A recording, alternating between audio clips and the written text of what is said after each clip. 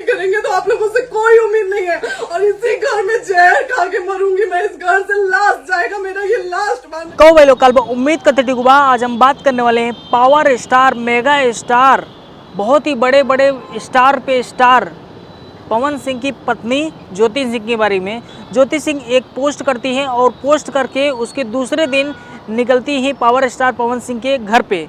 Power star Pawan Singh के घर पे जब आते हैं तो उस पावर स्टार पवन सिंह जो लाखों करोड़ों दिल पे राज करते हैं, पवन सिंह वो अपने पत्नी के ऊपर एफआईआर करते हैं, पत्नी के ऊपर केस करते हैं। और उसके बाद वहाँ पे जैसे ही पवन सिंह की पत्नी यानी ज्योति सिंह पवन सिंह के घर पे आती है, वैसे ही पुलिस पहुँच जाती है और उनको लेके जाने के लिए। बताओ ये कहाँ का पावर स्टार यार, इतने बड़े स्टार होके इतना बड़ा मतलब काहे का स्टार जो अपने पत्नी को इस तरह से छोड़ देता है, इस तरह से